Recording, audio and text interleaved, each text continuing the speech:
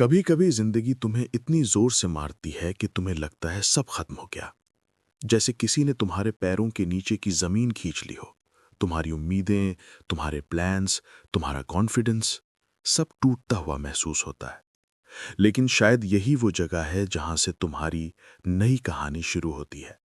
क्योंकि Napoleon Hill ने एक बात सिखाई थी, every adversity carries within it the seed of an equal or greater benefit. हर मुश्किल के भीतर एक बीज छिपा होता है, एक गिफ्ट, एक अपॉर्चुनिटी, एक नई शुरुआत। बस समस्या यह है कि हम एडवर्सिटी को देखते हैं, लेकिन उसके अंदर छिपे सीड को नहीं देख पाते।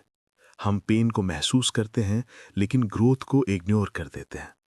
जिंदगी की सबसे बड़ी सच्चाई यह है, कभी कभी गॉड तुम्हें तोड़ता नहीं है, वो तुम्हें मोल्ड कर रहा होता है, तुम्हारे अंदर एक नया वर्जन बनाने के लिए। दुनिया जिन लोगों को आज लेजेंड्स मानती है, वो कभी ऑर्डिनरी लोग थे, जिनकी जिंदगी में बड़े बड़े तूफान आए, लेकिन उन्होंने तूफान को कर्स नहीं, एक मैसेज माना।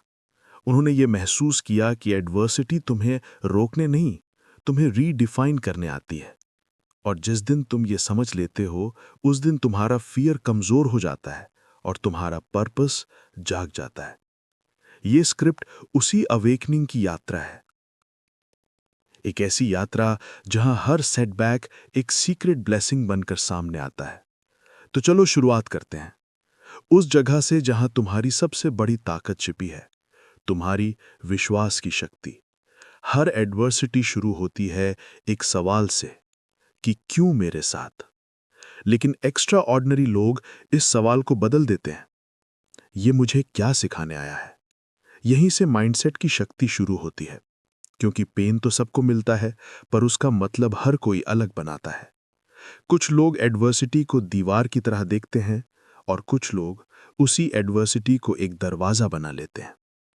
कुछ लोग टूट जाते हैं, और कुछ लोग उसी टूटन से अपने अंदर नई चमक पैदा कर लेते हैं। माइंडसेट ये तय करता है कि तुम एडवर्सिटी को शार्प मानते हो या फ्यूल। जैसे आग को चीजों को जला देती है, लेकिन उसी आग में सोना शुद्ध हो जाता है। टोनी रॉबिन्स ने कहा था, meaning creates emotion and emotion creates action. अगर तुम एडवर्सिटी को एंड की तरह देखोगे, तो तुम्हारा एक्शन कोलैप्स हो जाएगा। लेकिन अगर तुम उसे बिगिनिंग की तरह देखोगे, तो तुम्हारा एक्शन एक्सप्लोड हो जाएगा। नेपोलियन हिल ने यह बात अपने जीवन में इतनी बार देखी कि उन्होंने इसे एक यूनिवर्सल लॉ माना। उन्होंने कहा कि जब भी किसी इंसान के साथ बड़ी एडवर्सिटी आती है, तो उसके साथ एक हिडन अपॉर्चुनिटी भी जन्म लेती है। ये अपॉर्चुनिटी हर एक को दिखती नहीं, क्योंकि माइंडसेट बंद होता है। सबसे पहले दिमाग खोलना पड़ता है। ये मानना पड़ता है कि तुम्हारी जिंदगी तुम्हारे खिलाफ नहीं है, वो तुम्हें प्रिपेयर कर रही है। जब तुम्हारा माइंडसेट आगे देखने लगता है, तो अनसर्टेनिटी डर नहीं लगती, वो एक्साइटमेंट बन जाती है। प्रॉब्लम्स ऑब्स्टिकल्स नहीं लगती, वो पजल्स दिखाई देती हैं। और पेन पनिशमेंट नहीं लगता, वो प्रिपरेशन महसूस होने लगता है। माइंडसेट बदलती ही दुनिया नहीं बदलती, लेकिन तुम्हारी दुनिया बदल जाती है। और यहीं से शुरू होती है अगली शक्ति, बिलीफ। वो फाउंडेशन जिस पर हर एडवर्सिटी अपॉर्चुनिटी बनकर खड़ी होती है। बिलीफ कोई ऑर्डिनरी चीज नहीं है। बिलीफ वो इनविजिबल पावर है जो इंसान को असंभव के खिलाफ खड़ा कर देती है।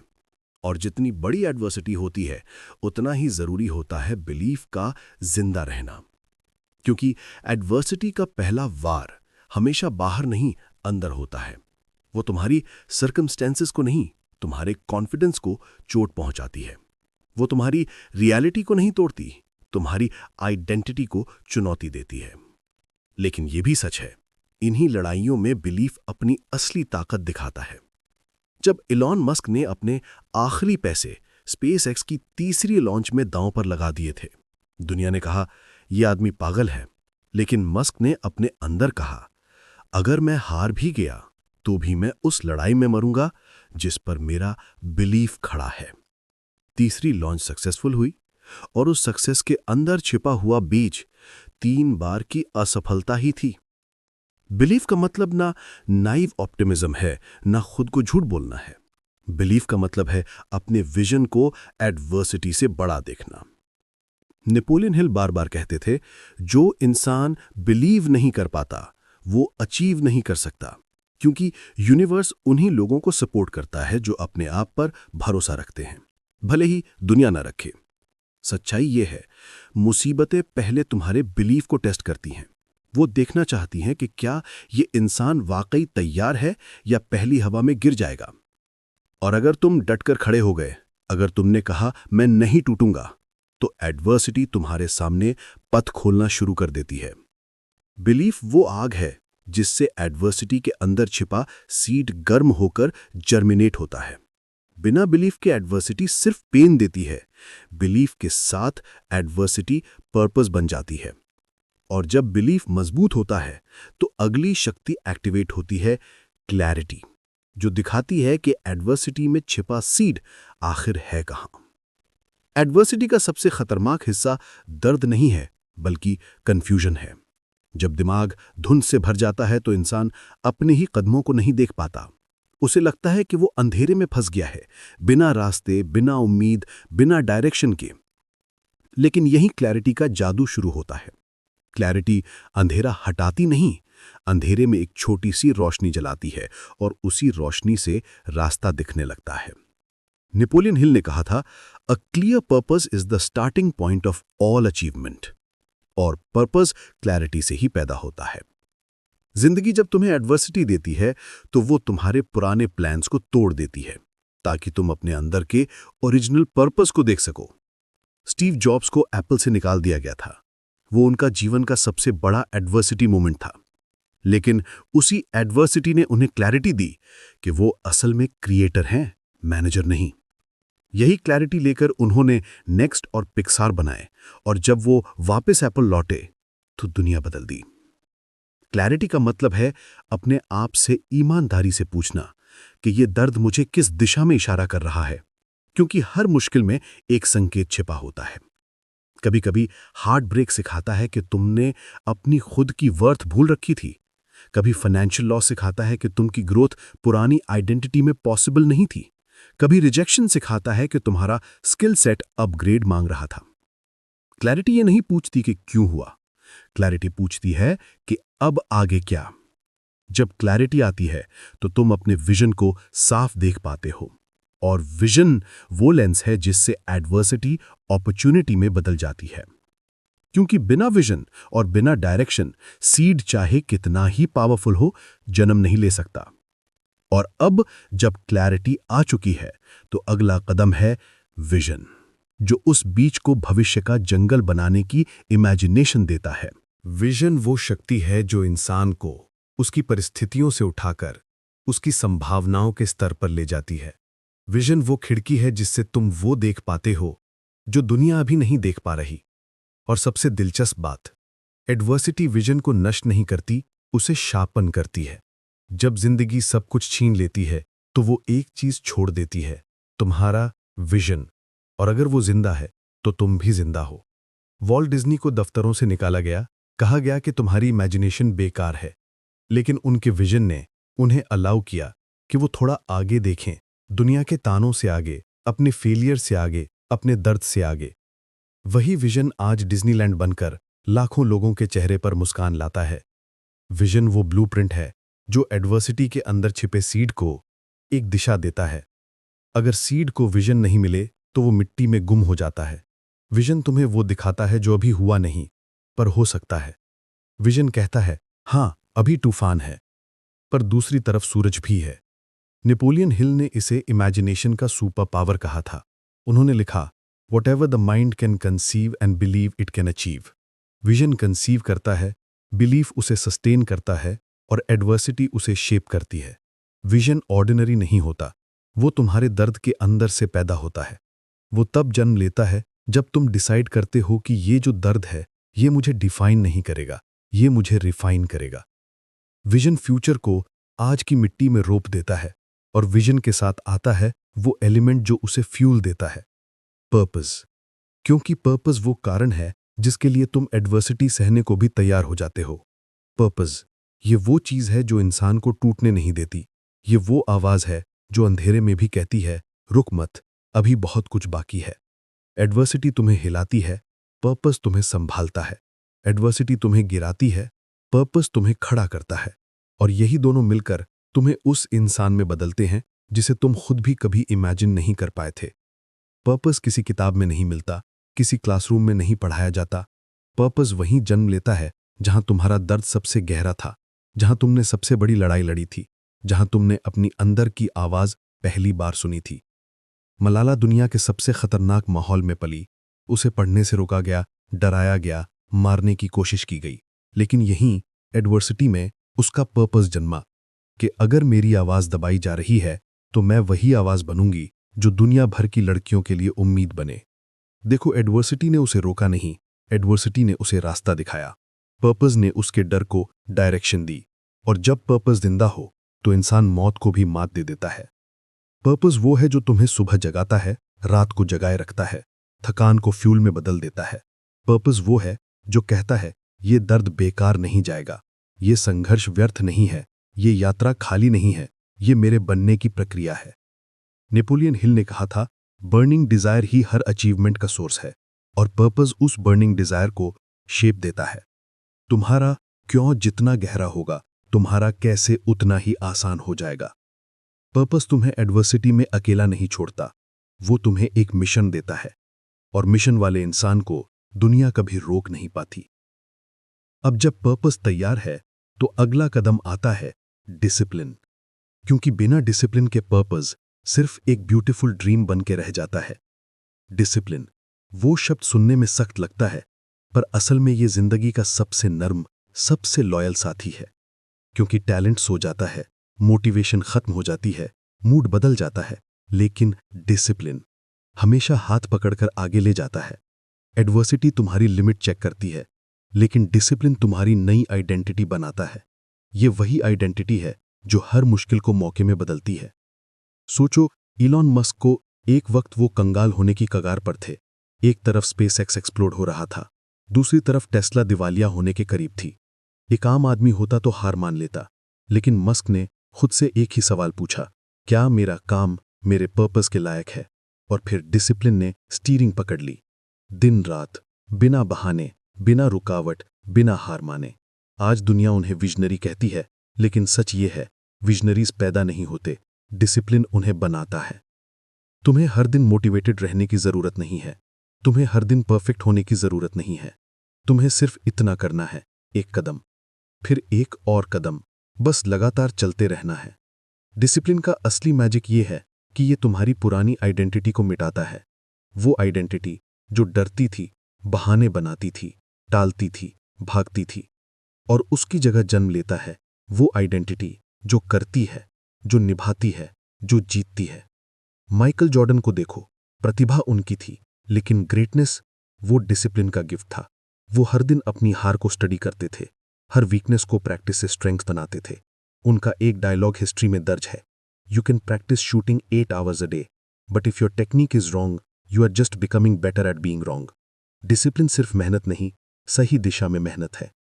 और यही वजह है कि एडवर्सिटी तुम्हें थका सकती है, लेकिन डिसिप्लिन तुम्हें स्ट्रॉन्गर बना देता है। सबसे खूबसूरत बात, डिसिप्लिन परफेक्शन नहीं मांगता, सिर्फ कमिटमेंट मांगता है। कमिटमेंट उस इंसान से जो कल से बेहतर बनना चाहता है, चाहे आज कितना भी मुश्किल क्यों ना हो।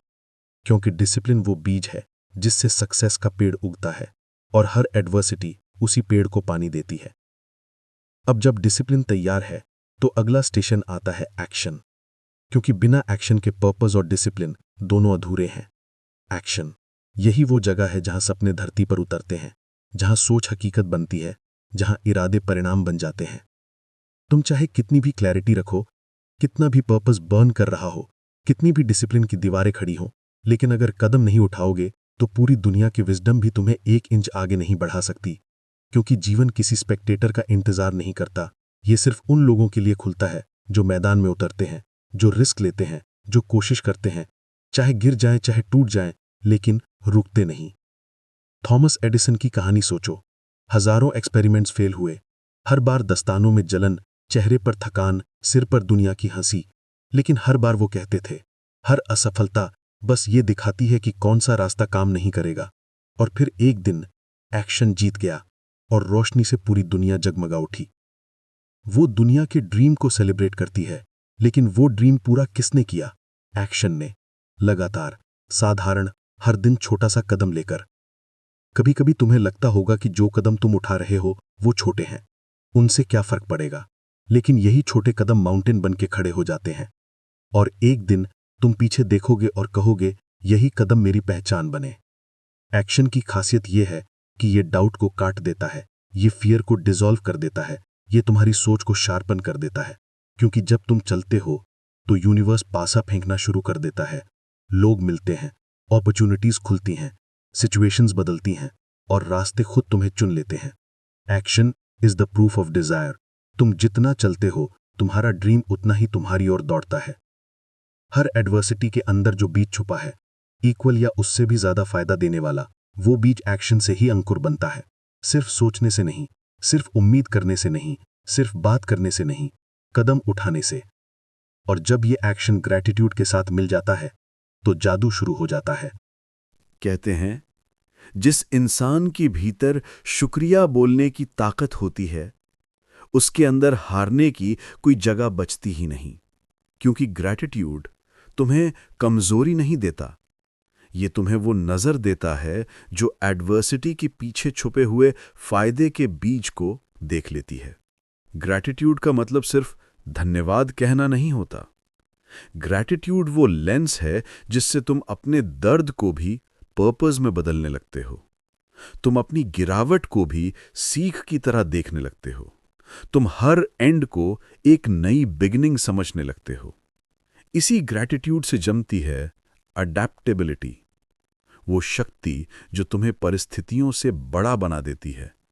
दुनिया बदलती है, लोग बदलते हैं, हालात बदलते हैं, लेकिन जो इंसान अडैप्टेबल होता है वो हर बदलाव को अवसर की तरह पकड़ता है। सोचो, स्टीव जॉब्स को एप्पल से निकाल दिया गया था। कई लोग टूट जाते, कई लोग हार मान लेते, लेकिन जॉब्स ने हालात के हिसाब से खुद को नया रूप दिया। उन्होंने नेक्स्ट बनाया, पिक्सार को ऊंचाइयों पर पहुंचाया, अपनी क्रिएटिविटी शार्पन की, और फिर एक दिन वही एप्पल उन्हें वापस बुलाता है और इतिहास बन जाता है। यह है अडैप्टेबिलिटी की ताकत। हालात बदलते हैं, ठीक है, मैं भी बदल जाऊंगा, लेकिन अपने पर्पस से नहीं हटूंगा। और अडैप्टेबिलिटी के बाद आता है रेजिलियंस, वो इनविजिबल पावर जो गिरकर भी तुम्हें खड़ा कर देती है। वो आंतरिक जिद जो कहती है, मुझे जितना गिराना है गिरा लो, मैं फिर उठूंगा और पहले से ऊंचा उठूंगा।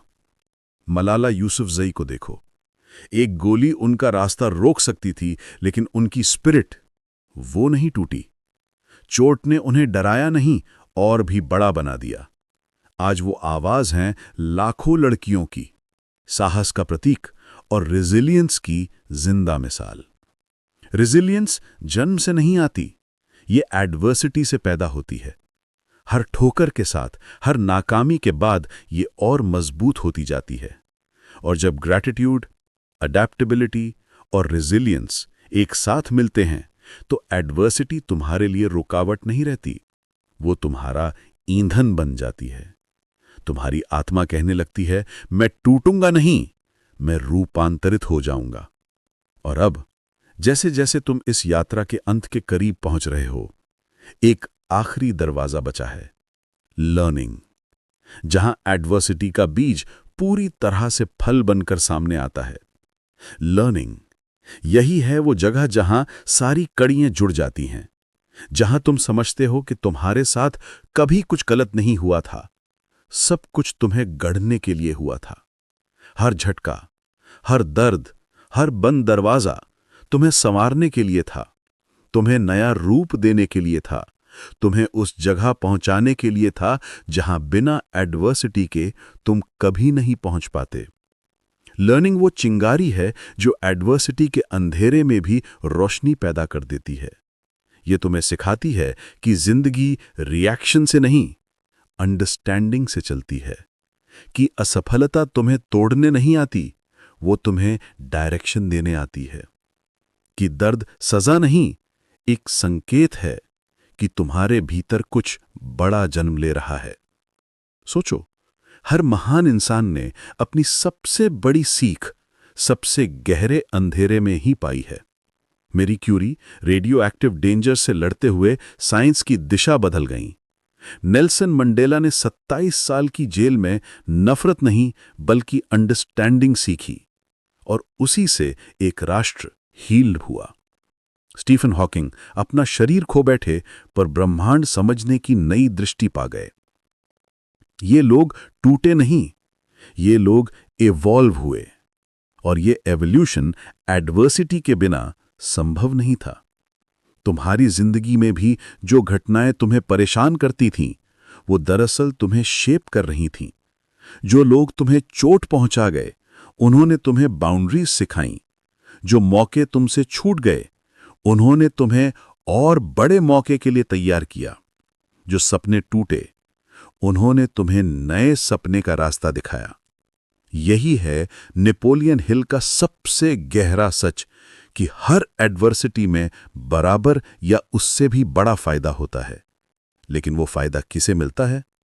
उसे जो सीख लेता है, उसे जो रुकता नहीं, उसे जो हर गिरावट को नई समझ में बदल देता है। और जब तुम सीख जाते हो तो तुम्हें एहसास होता है कि तुम्हारी एडवर्सिटी तुम्हें रोकने आई ही नहीं थी, वो तो तुम्हें तुम्हारी असली ताकत दिखाने आई थी। वो तुम्हें ऑर्डिनरी से एक्स्ट्रा ऑर्डिनरी बनाने आई थी। और अब इस पल, इस आवाज को सुनते हुए एक सवाल तुम्हारे सामने खड़ा है। अब तुम क्या बनने वाले हो?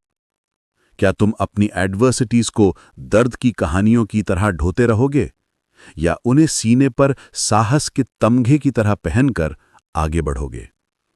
क्योंकि यही सच है, तुम्हारा भविष्य तुम्हारी सीख के हिसाब से लिखा जाएगा, तुम्हारे घावों के हिसाब से नहीं। आज से, इस क्षण से तुम्हें एक नई समझ मिली है कि जिंदगी ने तुम्हें कभी हराया नहीं, वो हमेशा तुम्हें तैयार करती रही, तुम्हें मजबूत बनाती रही, तुम्हें उस मंजिल की तरफ धकेलती रही जहां तुम बनने वाले हो। वो इंसान जो एडवर्सिटी को देखकर डरता नहीं, उसे देखकर मुस्कुराता है और कहता है, आओ, मैं तैयार हूं। मैं हर गिरावट को ताकत बनाऊंगा। मैं हर मुश्किल में अपना फायदा खोजूंगा, क्योंकि अब मुझे पता है, हर एडवर्सिटी अपने साथ इक्वल या उससे भी बड़ा बेनिफिट लेकर आती है। और अब इस पूरी जर्नी के बाद एक आखिरी बात याद रखना, तुम सिर्फ एडवर्सिटी से नहीं लड़ रहे हो, तुम खुद के एक बेहतर वर्जन को जन्म दे रहे हो। अब उठो, चलो, दुनिया इंतजार कर रही है तुम्हारे उस वर्जन का जो किसी भी तूफान से बड़ा है, जो किसी भी दर्द से मजबूत है, और जो किसी भी एडवर्सिटी में अपना फायदा ढूंढने की ताकत रखता है। अब तुम्हारी जिंदगी बदलने वाली है, क्योंकि अब तुम बदल चुके हो। The voice of daily Napoleon Hill ends here.